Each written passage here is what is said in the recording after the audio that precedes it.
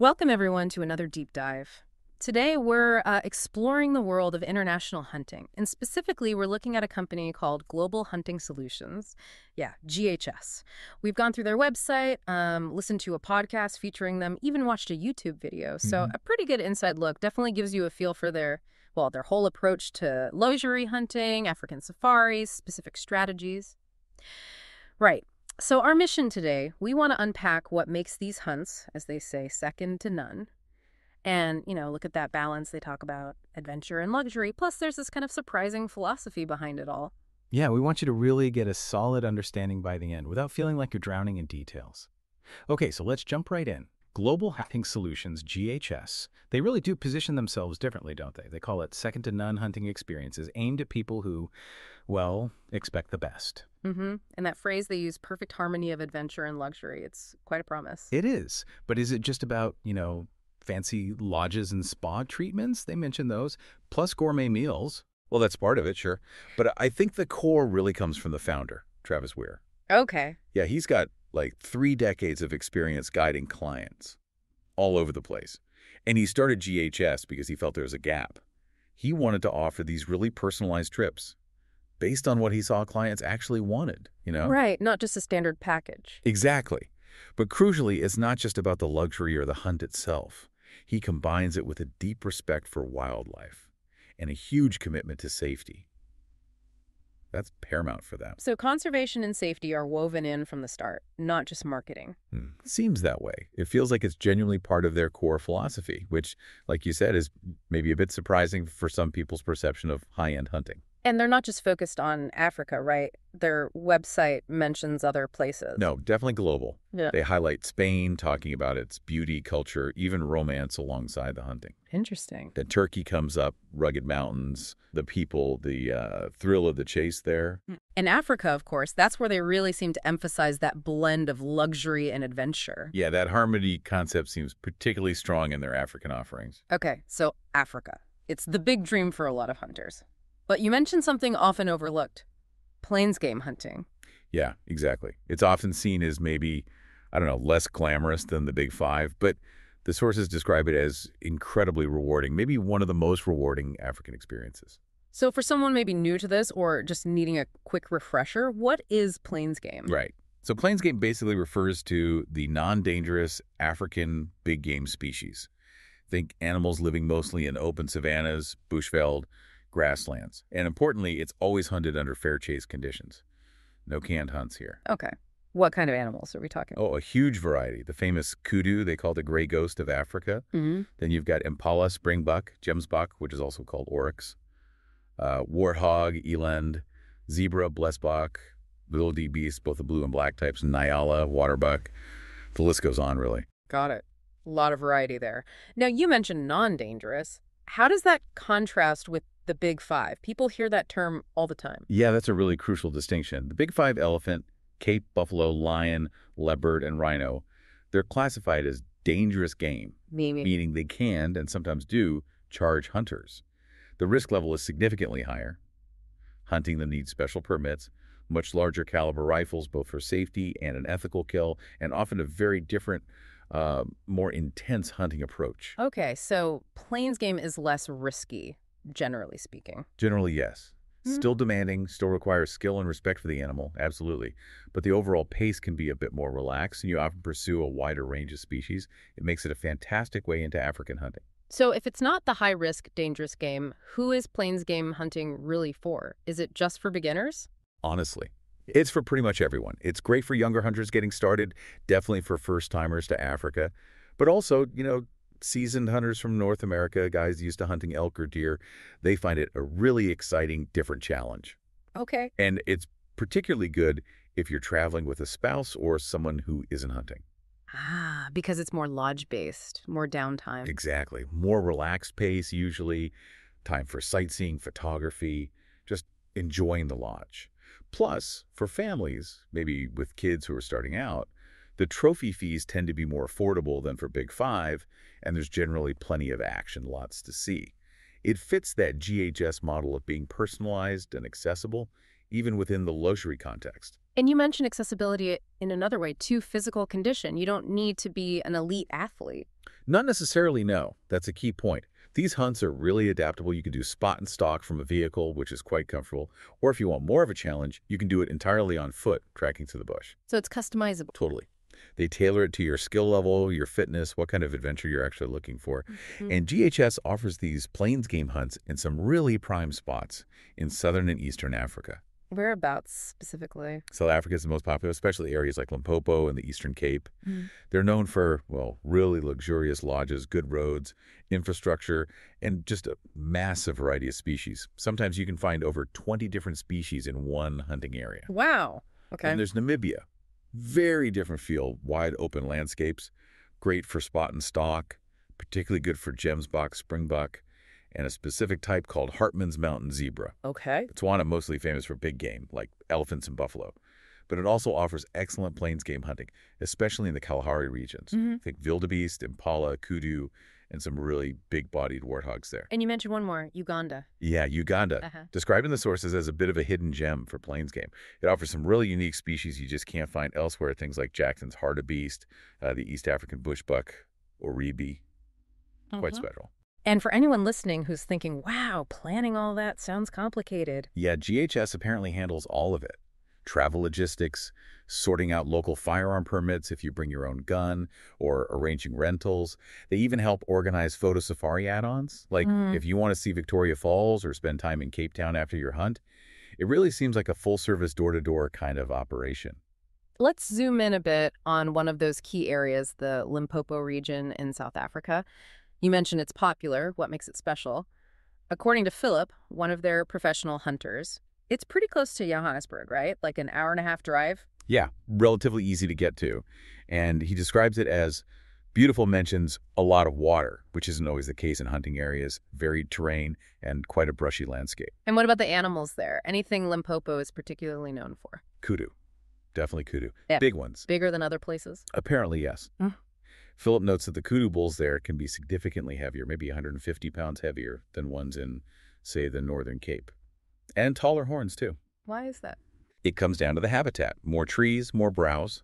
Kudu aren't grazers like cattle. They're browsers, eating leaves and shoots.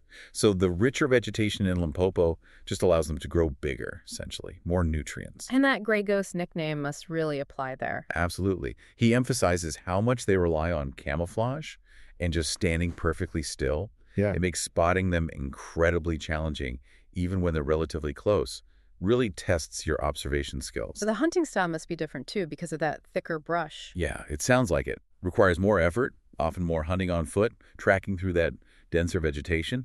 And the shots are generally shorter. They mention typically between 80 and 200 yards. Average maybe 120 yards. So it's less about super long-range shooting and more about skill in getting closer and making the shot in thicker cover. Precisely. It emphasizes fieldcraft and hunter skill over just having powerful optics, you could say. And it's not just kudu and Limpopo. There's a whole range of other animals. Buffalo are there, waterbuck, giraffe, even hippo and crocodiles in some areas. Also, bushbuck nyala. Then some of the more unusual ones like sporidina. That's the brown hyena.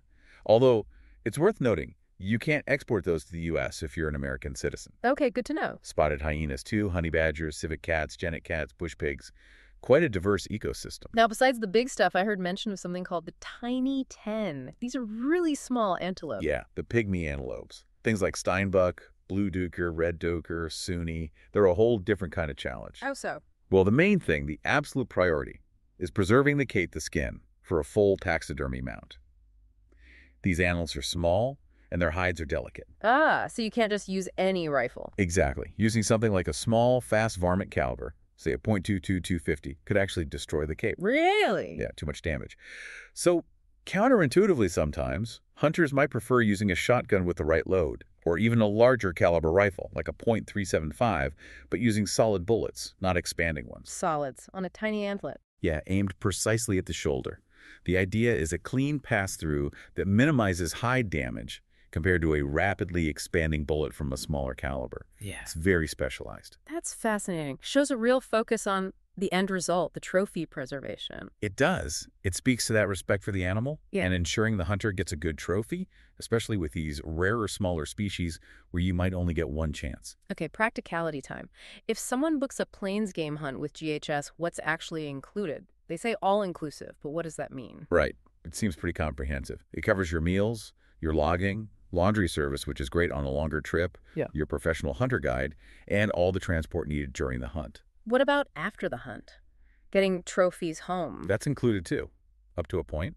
They handle the full initial trophy prep, skinning the animals, salt drying the hides, tagging everything correctly, and the initial dip treatment required for export. And firearms. They assist with the temporary import permits if you bring your own rifle, or they offer rifle rentals. And they manage the logistics for exporting your trophies back home. Sounds like they try to handle all the complicated paperwork. So they really try to take the hassle out of it. And a big part of their offering seems to be that personal touch. How so? Well, apparently, every hunt is either hosted directly by Travis Weir himself or overseen by one of his very long-term partners. It's not like you just hand it off to a random guide. Ah, so there's direct oversight from the top. Seems that way. And it extends to the camp staff, too. They mentioned Kenny, the camp manager and chef, originally from Zimbabwe. He's got 22 years of experience, went to cooking school.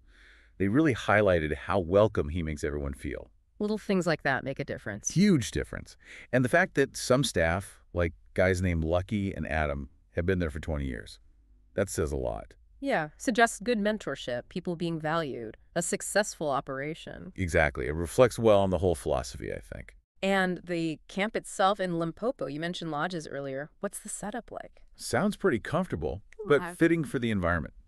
Modern individual chalets for guests, a main dining area with a bar. And then the central point seems to be this thing called the Bulma. The Bulma, what's that? It's the fire pit area. You know, the classic African safari campfire spot. Ah, right. The heart of the camp, probably. Absolutely. That's where everyone gathers after the hunt, shares stories, has a drink, builds that camaraderie. And speaking of stories shared around the fire, Travis told one about his own hunt for a serval cat. Oh, yeah. Yeah, he called it his 20-year dream hunt. He'd wanted to hunt one for 2 decades. Wow, so a long, difficult stalk. Get this, he achieved it in 15 minutes one night. 15 minutes after 20 years. Yep. Just illustrates how unpredictable hunting can be, right? He describes seeing just a flicker of movement in the tall grass at night, making a quick decision. Boom, dream fulfilled. That's incredible. And servals, they're not like lions hanging around kills, right? No, exactly. They hunt rodents mainly. In tall grass, you won't find them scavenging at gut piles or anything. Yeah. It makes them harder to target specifically. That definitely highlights the unpredictable side. And you mentioned another story, something about Philip and a steinbuck. And a hole. Ah, yeah, the steinbuck hunt. Yeah. That one sounds a bit more challenging and maybe a little comical in hindsight. Philip was apparently chasing a wounded steinbuck on foot, really focused, you know. Right. And in the heat of the chase, he literally fell right into a hidden warthog hole. Oh, no. Was he okay? Yeah, I think so, but it just shows the dedication, right? And the kind of unexpected things that can happen out there, even to the professionals. It's all part of the adventure, the authentic experience. Definitely sounds like an adventure. And for people wanting a really broad African experience, can you combine these hunts, like Limpopo, with somewhere else? Yeah, they mentioned that possibility. For example, you could potentially do a hunt in Botswana first, maybe for leopard or elephant if that's your goal, and then travel to Limpopo to finish up with plains game. Allows hunters to potentially target different types of species across regions in one trip. Makes sense. What about specific animals like bushbuck? You mentioned them earlier. Can you target those easily? Bushbuck are tricky. They're known for being very skittish, very wary. Often getting one is more of an incidental opportunity. Meaning? Meaning you might just happen upon one while hunting something else, rather than being able to specifically plan and stalk one reliably. They don't always cooperate. Okay, shifting gears slightly, firearms. We touched on the .375 minimum for dangerous game. What about for plains game? Any trends there? Yeah, it's interesting. There's definitely a trend towards these new, really fast, flat-shooting calibers, things like the PRCs, precision rifle cartridges, and CRPs. Oh, the long-range stuff. Exactly. Designed for incredible accuracy way out there. They mentioned using them in places like the Eastern Cape for Vol Reebok, where shots might be like 850 or 900 yards. Wow, that's far. Or for springbuck in the Kimberley area, maybe 400, 500 yards. But that contrasts quite a bit with Limpopo, right? With those shorter shots and the thick stuff. Totally. In Limpopo, they said a good old .306 or .308 works fine, or even just a standard .300 Winchester Magnum. And you don't need a super high-powered scope either. A lower power variable scope is often preferred for those quicker, closer shots in the brush, around that 150-yard average. Right, tool for the job, basically. Yeah. And always remembering that .375 is the legal minimum for dangerous game like buffalo, should that be part of the hunt. What about the best time of year to go to Limpopo? Generally, the winter months are best. So starting around March, going through to the end of August, maybe into September. Why winter? Cooler temperatures, less dense vegetation after the dry season. And specifically for kudu, the rutting season when the males are focused on breeding is usually from mid-April to the end of May. And that makes them easier to find. Yeah, the big bulls are often with the female groups then, maybe a little less cautious than usual. So prime time if kudu is a priority. And temperature-wise, what's Limpopo like in winter? Still warm? It's generally warmer than, say, Kimberley, which can get quite cold. In Limpopo during winter, daytime temps might average 45 to 70 degrees Fahrenheit. Pleasant. Okay, not too bad. Nights can drop down to around 35 degrees Fahrenheit. But yeah, comfortable for hunting during the day. Summers, though, get really hot, 100, 110 degrees Fahrenheit. The winter is definitely the season, and I heard you can often wear shorts. Yeah, apparently for maybe 70% of the hunting season, shorts are comfortable during the day. Might surprise people thinking of chilly mornings. One more thing on practicalities bow hunting. Is that popular? Are the camps set up for it? Definitely. They mentioned both the Limpopo and Kimberley camps are very well equipped for bow hunters. How so? What kind of setups? They have large, comfortable blinds. Not just flimsy pop-ups, but proper concrete or brick structures. Many are located near water sources, which is obviously a magnet for animals. And good visibility from inside. Yeah, designed with windows that let you see out clearly without the animals easily seeing in. Sounds like a really good setup if bow hunting is your preference. Okay, so wrapping this all up, it feels like the Global Hunting Solutions experience isn't just about the hunt. No, I think that's the key takeaway. It's this combination of, yes, the adventure and the hunting, but also the personalized service, the luxury elements, and that underlying commitment to ethical practices, wildlife conservation, and safety. It's the whole package. Right. It's a journey that seems carefully curated from start to finish. And it really reinforces that idea that plains game hunting is maybe the perfect entry point for anyone who's dreaming about an African safari. It's accessible, it's incredibly rewarding with a variety, and with a company like GHS, you're getting that high level of service and ethical grounding. Gives you a real taste of Africa. So considering everything we've discussed, the luxury, the ethics, the diverse experiences from tiny antelope to potentially huge kudu, here's a final thought for you. What unexpected aspect of this kind of detailed, ethical, luxury-focused hunting deep dive might actually challenge some common, maybe more negative perceptions about hunting in general? Something to think about. Thanks for joining us on this deep dive.